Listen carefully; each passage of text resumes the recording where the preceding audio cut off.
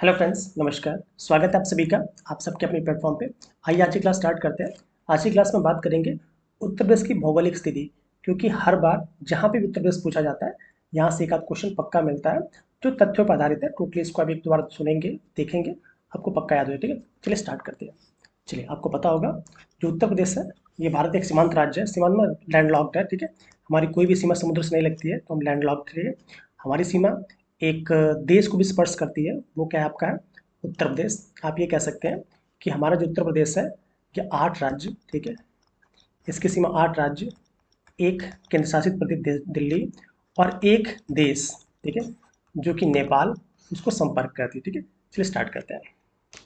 देखिए, तो जब हम प्राकृतिक रूप से बात करते हैं तो याद रखिएगा कि हमारी उत्तरी सीमा, ठीक है, जो उत्तर प्रदेश की उत्तरी सीमा है, ठीक है, वो नेपाल को टच करती है। ठीक है, और जब तक नेपाल उत्तराखंड, आपको पता होगा उत्तराखंड सन 2000 तक, ठीक है, सन 9 नवंबर सन 2000 तक उत्तर प्रदेश की पात्र था।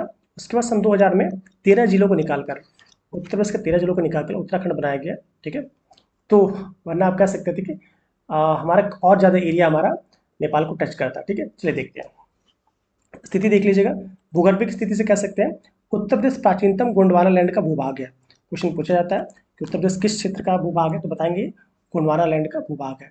और उत्तर प्रदेश का दक्षिणी भाग है, ठीक है, जो पठारी भाग की बात करते हैं, दक्षिणी भाग जो है वो पठारी भाग है, जो प्रायद्वीपीय भाग है। ठीक है, और बोला जाता है जिसका निर्माण जो है विंध्य क्रम की प्री कैम्बियन युग में हुआ है। ठीक है, ये तथ्य याद रखिएगा। अक्षांशी विस्तार की बात करते हैं तो उत्तर प्रदेश का जो अक्षांशी विस्तार है वो आपका 23 डिग्री 52 मिनट से लेके 31 डिग्री 28 मिनट उत्तरी अक्षांश के मध्य है, याद रखिएगा। या कुछ कुल देशांती विस्तार की बात करेंगे तो हमारा जो कुल देशांतरी विस्तार है वो 7 अंश 36 मिनट है। कितना है? 7 अंश 36 मिनट हमारा देशांतरी विस्तार है। ठीक है, सॉरी अक्षांशी विस्तार है। ठीक है, देशांतरी विस्तार की बात करेंगे तो बोलेंगे आप 77 डिग्री 30 मिनट से लेके 84 डिग्री 39 मिनट पूर्वी देशांतर के मध्य है। तो आप ये कह सकते हैं कि हमारा जो देशांतरी विस्तार है वो 9 डिग्री 60 डिग्री 9 मिनट है, और हमारा जो अक्षांशी विस्तार है वो 60 डिग्री 36 मिनट, मतलब 7 दोनों में कॉमन है। ठीक है, 7 दोनों में कॉमन है। जब अक्षांश की बात करेगा तो कहेंगे सर 60 डिग्री, ठीक है, 60 डिग्री 36 मिनट, और जब देशांतर की बात करेगा तो आप कहेंगे 60 डिग्री आपका 9 मिनट। ठीक है, याद रखिएगा। चलिए, ठीक है, चलिए इसमें और थोड़ा देख लेते हैं। तो याद रखिएगा जो मैंने आपसे पहले कहा कि 8 राज्य और एक दिल्ली केंद्र शासित प्रदेश के साथ लगा हुआ, याद रखिएगा। ठीक है, और उत्तर प्रदेश के सीमा को टच करने वाले राज्य कौन से हैं, तो बताएंगे सर हिमाचल प्रदेश है, हरियाणा है, राजस्थान है, मध्य प्रदेश है, छत्तीसगढ़ है, झारखंड है, बिहार है और उत्तराखंड है, ये टच करते हैं। ठीक है, और उत्तर प्रदेश की सीमा जो एक केंद्र शासित प्रदेश टच करता है वो आपका क्या है, दिल्ली है। फिर क्वेश्चन ये पूछा जाता है कि दिल्ली को कौन कौन से जिले स्पर्श करते हैं, तो 2 जिले स्पर्श करते हैं। कौन कौन से? एक आप बताएंगे गाजियाबाद और एक आपका गौतम बुद्ध नगर।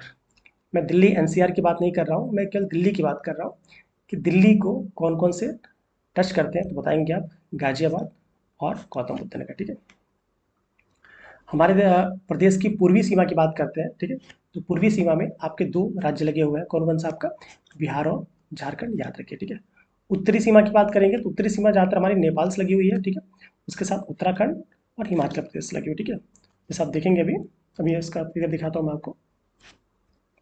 देखिए, जो हम बात कर रहे हैं सीमावर्ती प्रदेशों की, तो जो सबसे कम सीमा पूछा जाता है, सबसे कम सीमा हमारे किस राज्य से लगती है, तो हिमाचल प्रदेश से लगती है, इसको याद रखिएगा। और हिमाचल प्रदेश से उत्तर प्रदेश का जो जिला टच होता है वो आपका सहारनपुर है। और अगर पूछा जाता है कि किस जिले को टच करता है तो बताएंगे आप कि हिमाचल प्रदेश का जो जिला है उसका नाम है सिरमौर। क्या नाम है? उस जिले का नाम है सिरमौर। जो सिरमौर जिला हिमाचल प्रदेश का, उसको हमारा सहारनपुर टच करता है, ये याद रखिएगा। ठीक है, चलिए फिर पूछा जाता है कि उत्तराखंड से कितने जिले टच करते हैं, तो बताएंगे सर उत्तराखंड से आपके 7 जिले टच करते हैं। देख लीजिएगा लाइन से। ठीक है, सहारनपुर है, सहारनपुर, मुजफ्फरपुर, बिजनौर, ठीक है, मुरादाबाद, रामपुर, बरेली, पीलीभीत। ठीक है, यहाँ तक के जो पूरे जिले हैं ये किसको टच करते हैं, तो बताएंगे सब आपके उत्तराखंड को टच करते हैं।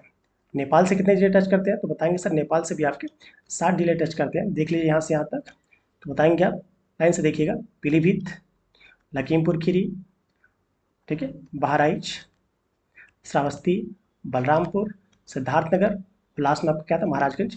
ये 7 जिले किसको टच करते हैं? तो बताएंगे सर 7 जिले जो है नेपाल को टच करते हैं, याद करिए, ठीक है। सहारनपुर के सीमावर्ती अ, राज्य कौन कौन से हैं? सहारनपुर की सीमा जो है मैंने आपसे बताया नहीं लगा हुआ सहारनपुर, सहारनपुर से 3 राज्य टच करते हैं, कौन कौन से? हरियाणा, उत्तराखंड, हिमाचल प्रदेश। कौन कौन सा आपका?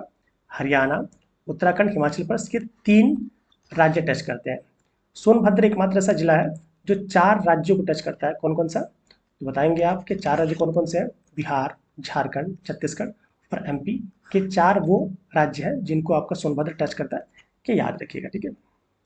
और आगे बढ़ेंगे, दिल्ली को केवल 2 जिले टच करते हैं, कौन कौन से? तो बताएंगे सर गौतम बुद्ध नगर और गाजियाबाद, दिखा था आपने, ठीक है। हरियाणा को आपके 6 जिले टच करते हैं, लाइन से देख लीजिएगा। तो बताएंगे सहारनपुर, शामली, बागपत, गौतम बुद्ध नगर, ठीक है, बागपत, गौतम बुद्ध नगर, अलीगढ़ और मथुरा, ये 6 जिले इसको टच करते हैं। राजस्थान की बात करते हैं तो राजस्थान को केवल 2 ही जिले टच करते हैं, कौन कौन सा आपका? आगरा और मथुरा। बिहार की बात करेंगे, बिहार को भी 7 जिले टच करते हैं, यहाँ से देख लीजिएगा, महाराजगंज, कुशीनगर, देवरिया, बलिया, गाजीपुर, चंदौली, सोनभद्र, ये सभी जिले किसको टच करते हैं? तो बताएंगे सर सभी जिले जो हैं ये आपके बिहार को टच करते हैं, बिहार को भी 7 जिले टच करते हैं। सबसे अधिक पूछा जाता है, सबसे अधिक किस राज्य के साथ हमारी सीमा लगती है? तो बताएंगे जो सबसे लंबी सीमा है वो एमपी, या कह सकते हैं कि मध्य प्रदेश के साथ लगती है, और कुल हमारे 11 जिले, ठीक है, 11 जो जिले हैं वो आपके मध्य प्रदेश को टच करते हैं, कौन कौन से हैं? देख लीजिएगा लाइन से, आगरा, इटावा, जालौन, ठीक है, आगरा, इटावा, जालौन, ठीक है, फिर आप कह सकते हैं झांसी, ललितपुर, ठीक है, ललितपुर, फिर आप कह सकते हैं महोबा, ठीक है, बांदा, चित्रकूट, प्रयागराज, मिर्जापुर, सोनभद्र, ये 11 जिले हैं, याद रखिए टच करते हैं। फिर एक पूछा जाता है ऐसा कौन सा जिला है जो तीनों तरफ से एमपी से घिरा हुआ है? तो बताएंगे तीनों तरफ से एमपी से घिरा हुआ जिला कौन सा आपका? ललितपुर है, ये भी याद रखिएगा, ठीक है। देख लीजिए, मध्य प्रदेश तीनों तरफ से अ, घिरा जिला कौन सा है? ललितपुर है। सबसे लंबी सीमा किससे लगती है? तो बताएंगे मध्य प्रदेश से लगती है। सबसे छोटी सीमा किससे लगती है? हिमाचल प्रदेश से लगती है। हिमाचल प्रदेश से केवल 1 जिला टच करता है, और आपका एमपी से 11 जिला टच करते हैं, ये याद रखिएगा, ठीक है। ये जो सोनभद्र देख रहे हैं, ठीक है, सोनभद्र, ये आपका 4 राज्यों को टच करता है, कौन कौन सा? एमपी, छत्तीसगढ़, झारखंड, बिहार, याद रखिए, ठीक है। चलिए आइए अब बात करते हैं कि उत्तर प्रदेश की सीमाएं हरियाणा, राजस्थान, केंद्र शासित प्रदेश दिल्ली से लगती है। उत्तर पश्चिमी सीमा की बात कर रहा हूँ, ठीक, जो देखा था आपने, ठीक है। दक्षिणी सीमा की बात करेंगे तो 2 हैं आपके, छत्तीसगढ़, सॉरी मध्य प्रदेश छत्तीसगढ़ को टच करती है। और सबसे लंबी सीमा किसके साथ लगती है? एमपी, मैंने बताया 11 जिले टच करते हैं। न्यूनतम सीमा रेखा किससे टच करती है? हिमाचल प्रदेश, केवल 1 ही जिला टच करता है, ठीक है। हाँ देखिए लिखा भी हुआ है कि एकमात्र जिला सहारनपुर है, ठीक है, जिसकी सीमा हिमाचल प्रदेश से लगती है। इसके अतिरिक्त जिले की सीमा हरियाणा, उत्तराखंड से भी लगती है, ये भी याद रखिए, ठीक है। मतलब कह सकते हैं कि सहारनपुर की सीमा 3 जिलों से लगती है, ठीक है। और सहारनपुर की सीमा हिमाचल प्रदेश से किस जनपद से लगती है? तो बताएंगे आप सिरमौर जनपद से। फिर वही बात, उत्तर प्रदेश के सर्वाधिक 11 जिलों को मध्य प्रदेश टच करता है, ठीक है। सर्वाधिक 4 राज्यों को स्पर्श करने वाला सोनभद्र है, कौन कौन सा? एमपी, छत्तीसगढ़, झारखंड, बिहार, याद रखिएगा, ठीक है। उत्तर प्रदेश की सीमा को टच करने वाला एकमात्र विदेशी राष्ट्र कौन सा आपका? प्यारा नेपाल है। फिर कह रहे हैं उत्तर प्रदेश के 7 जिले, ठीक है, कौन कौन से आपके? पूर्व से पश्चिम की ओर बात करो, ठीक है, पूर्व से पश्चिम की ओर कौन कौन से हैं? बताएंगे महाराजगंज, ठीक है, सिद्धार्थनगर, बलरामपुर, श्रावस्ती, बहराइच, लखीमपुर खीरी, पीलीभीत, ये सीमा क्या करते हैं? ये आपके इधर से इधर बढ़ रहे हैं हम, ठीक है, ये नेपाल को टच करते हैं। उत्तर प्रदेश सबसे कम जिला जिसकी एकमात्र सीमा झांसी को स्पर्श करने वाला जिला कौन सा है? ललितपुर है, देखा ही था आपने, ठीक है। तीनों तरफ से घिरा जिला कौन सा है? ये आपका ललितपुर है, अभी आपने देखा था इसको, ठीक है। चलिए फिर से देख लेते हैं, ये सभी जो हमने पढ़ा है ये सभी वो क्रम है जिनसे वो जिले टच है, आपने देखा था इसको, ठीक है। चलिए फिर बात करेंगे हम उत्तर प्रदेश का कुल भौगोलिक क्षेत्रफल कितना है? तो बताएंगे सर 2,40,928 वर्ग किलोमीटर है, जो कि टोटल भारत का कितना है? 7.33% है, ठीक है। और जनसंख्या की बात करें तो क्या बताएंगे आप? 16.5% आता है, ठीक है। पूर्व से पश्चिम तक इसकी लंबाई कितनी है? तो बताएंगे सर 950 किलोमीटर है। उत्तर से दक्षिण कितनी है? तो बताएंगे सर 240, ठीक है। पूर्व से पश्चिम मतलब ऐसे वाले, पूर्व से पश्चिम कितनी है? तो बताएंगे सर 650 है। उत्तर दक्षिण की बात करेंगे, उत्तर दक्षिण की, तो बताएंगे सर 240 किलोमीटर है। और क्षेत्रफल की दृष्टि से क्या है? ये आपका चौथा है। पहला कौन सा है आपका? तो बताएंगे सर राजस्थान है, एमपी है, और फिर आपका महाराष्ट्र है। और देख लेते हैं हम कि जैसे मैंने आपसे पहले बोला है कि 13 जिलों को, ठीक है, 9 नवंबर 2000 को 13 जिलों को काटकर आपका उत्तराखंड बनाया गया था, ठीक है। प्रदेश में सर्वाधिक क्षेत्रफल वाले जिले कौन से हैं? सबसे अधिक लखीमपुर खीरी है, फिर सोनभद्र है, हरदोई है, फिर आपका सीतापुर है, याद रखिएगा, ठीक है। सबसे कम क्षेत्रफल वाले तो बताएंगे सर हापुड़ है, हापुड़, भदोही, गाजियाबाद, शामली, ये सबसे कम क्षेत्रफल वाले हैं। उत्तर प्रदेश का सबसे पूर्वी जिला क्या है? बलिया है, ठीक है। और पश्चिमी जिला क्या है? शामली। देखिएगा, सबसे पूर्वी जिला बलिया, सबसे पश्चिमी जिला क्या है? शामली है, याद रखिएगा। सबसे दक्षिणी जिला आपका सहारनपुर है, सॉरी सबसे उत्तरी जिला सहारनपुर है, और सबसे दक्षिणी क्या हो जाएगा आपका? सोनभद्र। देख लीजिएगा, मैप में देखेंगे आपको समझ में आ जाएगा कि सबसे दक्षिणी क्या है, तो बताएंगे सर छत्तीसगढ़ है। सबसे पूर्वी क्या है, तो बताएंगे सर बलिया है, ठीक है। सबसे उत्तरी क्या है, तो बताएंगे सर आपका सहारनपुर है। सबसे पूर्वी सॉरी सबसे पश्चिमी क्या है, तो बताएंगे सर शामली है। ये कॉन्सेप्ट सब याद रखिएगा, मैप एक बार देखेंगे सब याद हो जाएगा, ठीक है। चलिए थोड़ा सा और देखेंगे तो आप राष्ट्रीय राजधानी क्षेत्र में उत्तर प्रदेश के 8 जिले शामिल है। बहुत इंपॉर्टेंट है पॉइंट ये। उत्तर प्रदेश के कितने जिले शामिल, बताएंगे 8 जिले शामिल है। कौन कौन से? गाजियाबाद, हापुड़, मेरठ, गौतम बुद्ध नगर, बुलंदशहर, मुजफ्फरपुर, शामली, बागपत। मतलब कुल कितने जिले शामिल हैं, तो बताएंगे सर कुल 8 जिले शामिल हैं। ये भी याद रखना, ठीक है। चलिए भौतिक विभाजन की बात करते हैं। तो उत्तर प्रदेश राज्य का जो भौतिक विभाजन है, उसको 3 भूभाग थे, पर्वतीय भाग, मैदानी भाग और दक्षिण का पठारी क्षेत्र, ठीक है। तो बट जब से उत्तराखंड अलग हो गया है तो पूरा पर्वतीय क्षेत्र तो चला गया है, ठीक है। बचा क्या हमारा? भामर क्षेत्र और थोड़ा सा दक्षिण का पठारी भाग, ठीक है। फिर भी देखते हैं, जो वर्तमान उत्तर प्रदेश है इसको 3 भागों में बांट लेंगे। कौन कौन सा आपका?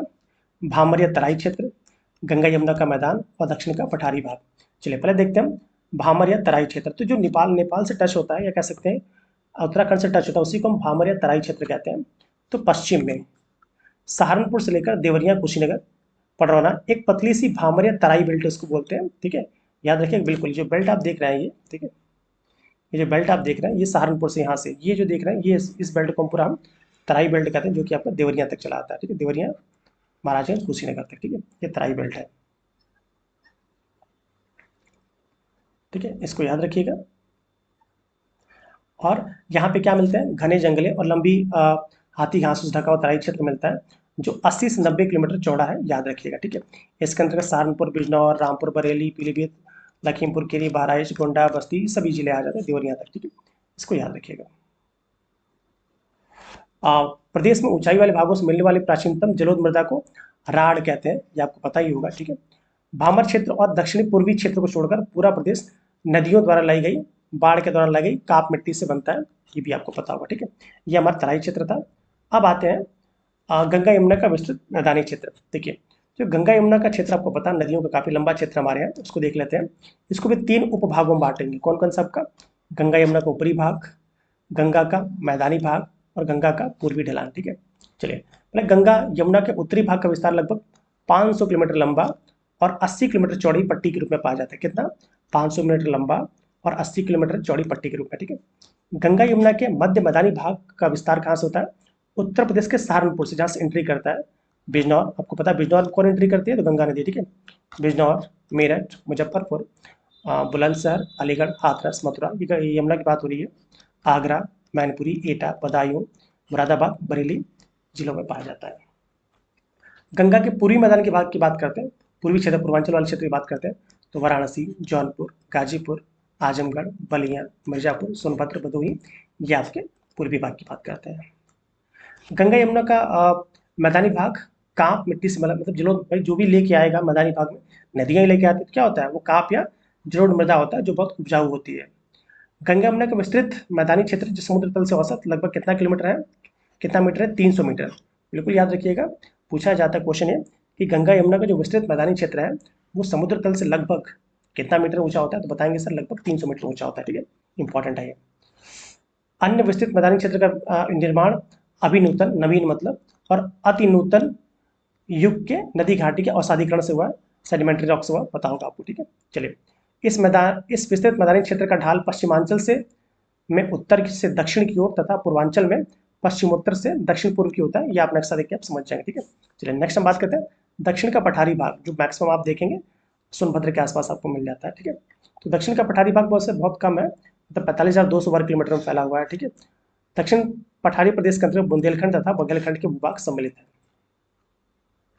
आइए, यह क्षेत्र दक्कन की पठार का ही परासर है तथा इस भूभाग की उत्तरी सीमा यमुना तथा गंगा नदी द्वारा निर्धारित होती है और दक्षिणी सीमा विंध्य पर्वत पर निर्धारित होती है। पूर्व में केन नदी तथा पश्चिम में बेतवा पाहुज नदियां इस सीमा के विस्तार को दिखाती हैं। अब इसके अंतर्गत आता क्या है, जो पठारी भाग इसमें, जहाँ पे थोड़ी सी मृदा कह सकते हैं कि मोटे अनाज ज़्यादा यहाँ पे होंगे, ठीक है, और यहाँ की उपजाऊ थोड़ी सी मिट्टी कम होगी। क्या क्या इसमें तो बताएंगे सर, झांसी, जालौन, हमीरपुर, महोबा, चित्रकूट, ललितपुर, बांदा, प्रयागराज की मेजा तहसील, करसना तहसील, ठीक है, और गंगा के दक्षिण में पड़ने वाला मिर्जापुर का हिस्सा चंदौली जिले की चकिया तहसील इसके अंतर्गत आती है, ठीक है, जो इसको बोलते हैं हमारा क्या पठारी भाग है। इस पठारी भाग की सामान्य ऊंचाई कितनी है, 300 मीटर के आसपास पाई जाती है। गंगा के मैदान का भी देख रहे हैं 300 मीटर, इनकी पठारी भाग की भी है, तो भी इनकी ऊंचाई कितनी है, लगभग 300 मीटर के आसपास पाई जाती है। पर कुछ जगहों पे थोड़ा सा जहाँ ऊंचा उठ गया है, वहाँ पे 450 मीटर से भी अधिक है, ठीक है। मिर्जापुर सोनभद्र के कुछ जिलों जैसे कैमूर, जो कि आपका बिहार में ही पड़ता है, कैमूर और सोनाकार की पहाड़ियाँ लगभग 600 मीटर ऊंची तक पाई जाती हैं, ठीक है। बुंदेलखंड की बात करते हैं तो बुंदेलखंड का निर्माण उत्तर में पश्चिम उत्तर प्रदेश में विंध्यकाल की प्राचीनतम नीच चट्टानों के निर्माण से होता है, नदियों द्वारा निक्षेपित मिट्टी से हुआ है। बुंदेलखंड के पश्चिमी भाग की काली मृदा, इसको रेगुर मृदा का कहते हैं, इसका विस्तार मालवा के पठार तक हुआ है, ठीक है। कैमूर श्रृंखला बुंदेलखंड से लगी रहती है तथा इसकी रचना विंध्य शैलों से पाई जाती है। बुंदेलखंड में चलास नामक घास पाई जाती है, क्वेश्चन पूछा जाता है चलास नामक घास किस क्षेत्र में पाई जाती है, तो बताएंगे सर ये बुंदेलखंड में बहुतायत मात्रा में पाई जाती है। बघेलखंड क्षेत्रों में शंक्वाकार टीले पाए जाते हैं, शंक्वाकार, ठीक है, इस टाइप के टीले पाए जाते हैं किस क्षेत्र में, भाई अब पानी वहाँ कम है तो इस क्षेत्र में पाएगा, ठीक है। बघेलखंड की प्रमुख नदी कौन सी, सोन नदी। आप लोग कमेंट में बताइएगा सोन नदी का उद्गम स्थल कहाँ है। बघेलखंड में उत्तर दक्षिण में क्रमशः सोनपुर तथा रामगढ़ की पहाड़ियों का विस्तार, बहुत इंपॉर्टेंट लाइन है ये, ठीक है। उत्तर एवं दक्षिण में कौन कौन से आपका सोनपुर और रामगढ़ की पहाड़ियों का विस्तार है। दक्षिणी पठारी प्रदेश की औसत ऊंचाई कितनी है, 300 मीटर आपने बताया था, ठीक है। दक्षिण पठारी प्रदेश का ढाल दक्षिण से उत्तर की ओर किस तरफ है आपका, तो बताएंगे सर दक्षिण से उत्तर की तरफ, अंदर की तरफ आ रहा है, ठीक है, इसको याद रखिएगा। दक्षिण पठारी प्रदेश की प्रमुख नदियां चंबल, बेतवा, केन, सोन एवं टोंस है। कम वर्षा के कारण इस क्षेत्र में वृक्ष वनस्पतियां छोटी होती हैं और यहाँ की प्रमुख फसलें क्या है, ज्वार, तिलहन, चना और गेहूं, मैंने आपसे बोला यहाँ पे मोटे अनाज ज़्यादा पाए जाते हैं जो कि न्यूट्रिएंट से भरे रहते हैं, ठीक है। चलिए आइए, हमारा नेक्स्ट टॉपिक है आपका यूपी की जलवायु। आइए अब हम यूपी की जलवायु को देखते हैं और देखते हैं इसमें हमें क्या क्या पढ़ना है। चलिए, क्योंकि किसी भी प्रदेश का जो डिपेंड ये करता है कि वहाँ पे आबादी कैसी है, उसकी दो चीज़ें, वहाँ की जलवायु डिपेंड करती है और वहाँ पे नदियाँ, अगर जलवायु है बारिश होगी, नदियाँ भी आएंगी, सदा निरा नदियाँ भी अगर वहाँ पे हैं, तो वहाँ पे बहुत ज़्यादा फर्टाइल लैंड होगा, उपजाऊ ज़मीन होगी, और जब उपजाऊ ज़मीन होगी तो वहाँ पे वनस्पतियाँ खूब उगेंगी, अनाज होगा, जब अनाज होगा, नदियाँ हैं, पानी मिलेगा लोगों को, तो लोग वहाँ पे ज़्यादा बसेंगे, जब बसेंगे तो घनी आबादी होगी, घनी आबादी होगी तो वहाँ व्यापार से लेकर सारी चीज़ें पाई जाती हैं, जो कि उत्तर प्रदेश में आपका सारी चीज़ें मिल जाती हैं, ठीक है। वेल, जलवायु प्रदेश के आधार पर बोलते हैं तो उपोष्ण कटिबंधीय किस क्षेत्र में आता है, तो बताएंगे उत्तर प्रदेश जो है उपोष्ण कटिबंधीय क्षेत्र में आता है। यहाँ की जो जलवायु है उपोष्ण मानसूनी प्रकार की, किस प्रकार की, सॉरी, उपोष्ण कटिबंधीय में आता है। और जलवायु किस प्रकार की है, तो उष्ण कटिबंधीय मानसूनी प्रकार की है, ठीक है। और तराई क्षेत्र में काफ़ी नमी रहती, तराई क्षेत्र देखा था आपने, जो कि आपका सहारनपुर से स्टार्ट होकर यहाँ तक देवरिया तक आ गया था, वो भी याद रखिएगा, ठीक है।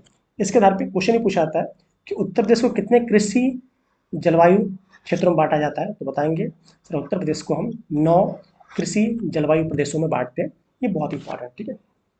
कृषि जलवायु क्षेत्रों की बात कर रहा हूँ मैं, तो कितने बताएंगे, तो सर 9 क्षेत्रों में पाया जाता है, ठीक है। चलिए, उत्तर प्रदेश की जो मुख्यतः 2 जलवायु प्रदेशों में भेद किया जाता है, कौन कौन सा आपका, आर्द्र एवं उष्ण प्रदेश और साधारण आर्द्र एवं उष्ण प्रदेश, ये 2 क्षेत्र है, ठीक है। चलिए पहले बात करते हैं हम साधारण आर्द्र एवं उष्ण प्रदेश की, इसे हम तराई क्षेत्र भी कहते हैं, ठीक है। यहाँ पे क्या है, 120 से 180 सेंटीमीटर तक बारिश होती है, ठीक है। एवं पूर्वी उत्तर प्रदेश मतलब कह सकते हैं 100 से 120 सेंटीमीटर तक औसत वर्षा यहाँ पे रिकॉर्ड की जाती है। साधारणतः आर्द्र एवं उष्ण प्रदेश के अंतर्गत मैदानी क्षेत्र आता है, यहाँ औसत वर्षा जो होती है वो 80 से 100 सेंटीमीटर होती है, ठीक है। पश्चिमी मैदानी क्षेत्र और बुंदेलखंड के पठारी पहाड़ी प्रदेशों में वर्षा की मात्रा कम पाई जाती है। इसका कारण है पूरब से पश्चिम की ओर आते आते इनकी आर्द्रता घटती जाती है। कोपेन जो आपका सिस्टम है उसके अनुसार उत्तर प्रदेश की जलवायु क्या है, शुष्क शीत वाला मानसूनी प्रकार है, याद रखिएगा CWG। कोपेन के आधार पे कौन सा है आपका, तो बताएंगे आप शुष्क शीत वाला मानसूनी प्रकार, ठीक है। और ऐसे हम लोग क्या उपोष्ण बोल देते हैं, बट कोपेन के आधार पे क्या है, शुष्क शीत वाला मानसूनी प्रकार है, ठीक है, इसको याद रखिएगा। थर्नावेट के अनुसार क्या है, समशीतोष्ण उपाद्र जलवायु है, ठीक है, समशीतोष्ण उपाद्र जलवायु देख लीजिए इसको, ठीक है। चलिए, तीनों ऋतु पाई जाती है, कौन कौन सी, शीत ऋतु, ग्रीष्म ऋतु, वर्षा, तीनों ऋतु पाई जाती हैं। शीत ऋतु की बात करते हैं तो अक्टूबर से फरवरी तक हमारे यहाँ शीत ऋतु रहती है, अच्छी खासी रहती है, ठीक है। सर्वाधिक ठंडा महीना जनवरी को माना जाता है, ठीक है। और शीत ऋतु में जो उत्तर प्रदेश का तापमान है उत्तर से दक्षिण की ओर बढ़ता है। जैसे हम यूपी में आएंगे तो इधर उधर से नीचे आप आएंगे तो आप देखेंगे जो तापमान है उधर इधर क्या करेगा, वो इंक्रीज करता है, इसको याद रखिएगा। उत्तर के पश्चिमी मैदान एवं प्रतिभाग का औसत न्यूनतम तापमान कितना होता है, जैसे उत्तर के सहारनपुर के आसपास देखेंगे, जो आप कह सकते हैं कि सहारनपुर हो गया, फिर आप इधर का पर्वतीय मैदान देखेंगे, ठीक है, तो उस तरफ भी क्या होता है, आप बताएंगे कि जो न्यूनतम तापमान होता है वो ठंडियों में -10 चला जाता है। उत्तर प्रदेश में मैदानी भाग में शीत ऋतु का औसत अधिकतम 27.2 सेंटीमीटर तक रहता है, सेंटीग्रेड तक रहता है, ये भी याद रखिएगा, ठीक है। उत्तर प्रदेश में शीत ऋतु में वर्षा उत्तर प्रदेश में आने वाले चक्रवातों के कारण होती है, पता ही होगा आप लोगों को, ठीक है, क्योंकि हमारे चक्रवातों के कारण वर्षा स्टार्ट होती है, ठीक है। इनकी अधिकतम संख्या 3 से 5 के मध्य हो सकती है, ठीक है। शीतकालीन चक्रवातों की उत्पत्ति भूमध्य सागरीय क्षेत्र से होती है, मेडिटेरियन, आपको पता होगा, ठीक है। शीतकालीन चक्रवातों के द्वारा उत्तर प्रदेश के उत्तर पश्चिमी क्षेत्रों में 7 से 10 सेंटीमीटर तक वर्षा होती है, आपको पता होगी। शीतकाल में हमारे वर्षा बहुत ही कम होती है, एक आध बार गलती से हो जाती है जनवरी और दिसंबर के मंथ में।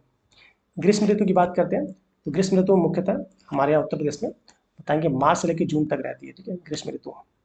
और सबसे गर्म माह की बात करेंगे तो मई से जून माह का सबसे गर्म होता है, ये भी याद रखिएगा, ठीक है। उत्तर प्रदेश में ग्रीष्म ऋतु में औसम तापमान जो होता है 36 से 39 डिग्री सेंटीग्रेड के आसपास पाया जाता है। मैं अप्रैल में वीडियो रिकॉर्ड कर रहा हूँ और लगभग इस समय इतना है, ठीक है। और जो न्यूनतम तापमान है वो 21 से 23 सेंटीग्रेड के बीच में रहता है। ग्रीष्म ऋतु में कुछ स्थानों पर तापमान 47 डिग्री सेंटीग्रेड चला जाता है, खासकर इलाहाबाद के आसपास का क्षेत्र है, अक्सर तापमान ज़्यादा मिल जाएगा, ठीक है। उत्तर प्रदेश के बुंदेलखंड में सर्वाधिक औसत तापमान पाया जाता है, ये आप समझ रहे होंगे क्यों पाया जाता है, इसके कारण इसकी कर्क रेखा से अधिक निकटता है, ठीक है, समझ गया, अंतर मिल गया, ठीक है। उत्तर प्रदेश में झांसी और आगरा यहाँ पे सबसे अधिक गर्मी पाई जाती है, और सबसे कम कहाँ मिलेगी, मतलब सबसे कम गर्मी कहाँ मिलेगी तो बताएंगे सर बरेली में, ठीक है, ऊंचाई है, अंदाज लगा सकते हैं आप, ठीक है। ग्रीष्म ऋतु में उत्तर प्रदेश की पश्चिमी हवाएं तीव्र गति से चलती है, इन हवाओं को हम लू कहते हैं। देखिए लू चल भी रहा है इस समय, ठीक है, लखनऊ के आसपास लू चल रहा है इस समय, ठीक है। मैं अभी 7 तारीख को वीडियो रिकॉर्ड कर रहा हूँ, मैं आज की बात कर रहा हूँ, सॉरी 6 तारीख को। वर्षा ऋतु में बात करते हैं, वर्षा ऋतु जो है वो जून के अंतिम माह से स्टार्ट होती है और अक्टूबर तक हल्की फुल्की चलती है, मतलब सितंबर तक चलती है, ये आपकी वर्षा ऋतु। उत्तर प्रदेश में सर्वाधिक वर्षा जुलाई तथा अगस्त महीने में होती है, यहाँ आप अंदाज से भी लगा सकते हैं, ठीक है। बंगाल की खाड़ी से उठने वाला मानसून बिहार के मैदानी भाग से होता हुआ यूपी में प्रवेश करता है, इसे हम पूर्वा कहते हैं। जो पूर्वा कहते हैं, पूर्व हवा बह रही है तो ये बारिश होती है, तो कहाँ से एंट्री करेगा, तो पूर्वी क्षेत्र कहाँ से स्टार्ट है हमारा, तो बिहार से, तो उधर से एंट्री करता है। वर्षा ऋतु में औसत तापमान जो होता है, अधिकतम तापमान वो 32 डिग्री सेंटीग्रेड और न्यूनतम आपका 25 डिग्री सेंटीग्रेड हो जाता है। आपको पता होगा बारिश में हम लोग होता है चद्दर तो निकाल लेते हैं, ठीक है। चलिए उत्तर प्रदेश के अधिकांश मानसूनी वर्षा दक्षिणी पश्चिमी मानसून की बंगाल खाड़ी से आता है, ठीक है। जैसे भारत का नक्शा आप देखेंगे तो अब क्या बताएंगे आप, दक्षिणी पश्चिमी, ठीक है, तो इधर से जो मानसून आता है दक्षिणी पश्चिमी शाखा बंगाल की खाड़ी शाखा इधर से एंटर करेगा, ठीक है। मतलब इसको बताएंगे आप कि जो दक्षिणी पश्चिमी शाखा है उसी के चलते हमारे यहाँ क्या होती है, पर्याप्त मात्रा में बारिश होती है, ये याद रखिएगा। नेक्स्ट बात करते हैं उत्तर प्रदेश में दक्षिणी पश्चिमी मानसून की अरब शाखा से नाम मात्र, जो अरब शाखा में बता रहा था, अरब सागर की शाखा इधर से नाम मात्र होता है, इधर से स्टार्ट होगा, ठीक है। इस क्षेत्र की अधिकांश वर्षा प्रदेश के पठारी भाग में होती है, ठीक है। उत्तर प्रदेश की संपूर्ण वर्षा का सामान्यतः लगभग 60% जुलाई में और अगस्त में प्राप्त होता है, ये भी याद रखिएगा। फिर बात करते हैं, चलिए इसमें ज़्यादा इंपॉर्टेंट बात यह है कि यूपी में सबसे अधिक बारिश जो होती है वो गोरखपुर में होती है, और सबसे कम बारिश जो होती है वो बताएंगे आप मथुरा में, ठीक है। एक अनुमान के आधार पर सबसे अधिक बारिश गोरखपुर में और सबसे कम बारिश कहाँ होती है, मथुरा में होती है, ये भी याद रखिएगा। यहाँ रायबरेली दिया हुआ है, ठीक है, तो इसमें रायबरेली मान लीजिएगा, ठीक है। इससे पहले तक मथुरा की बात करते थे, सबसे कम वर्षा यहाँ रायबरेली में दर्ज हुई थी, ठीक है, बट हाल ही में बट इससे पहले मथुरा को हम बोलते थे। चलिए उत्तर प्रदेश की नदियों में अधिकतम प्रवाह मानसून की दौरान ही पाया जाता है। सामान्यतः प्रदेश का पूर्वांचली क्षेत्र सबसे अधिक बाढ़ग्रस्त है, जिसमें खासकर पूर्वांचल का गोरखपुर, देवरिया, बलिया, ये सब क्षेत्र ज़्यादा है इसमें, ठीक है। वर्ष 1978 में सबसे भीषण बाढ़ आई थी, जिसके लगभग 72.50% लाख हेक्टेयर आबादी प्रभावित हुई थी, ठीक है। तो फ्रेंड्स, ठीक है, तो आज की वीडियो को यहीं पे समाप्त करेंगे। अगले वीडियोज़ में हम उत्तर प्रदेश की मिट्टी से स्टार्ट करेंगे, जो कि बहुत इंपॉर्टेंट है। फ्रेंड्स, उम्मीद है ये वीडियोज़ आपको पसंद आ रहे होंगे, बार बार देखिएगा, पूरा आपको लगता तैयार हो जाएंगे, ठीक है फ्रेंड्स। तो आज के लिए इतना ही, मिलते हैं अगले वीडियो में। Till then keep learning, keep smiling. Jai Hind, मुस्कुराइए और इन वीडियोज़ को शेयर करिए।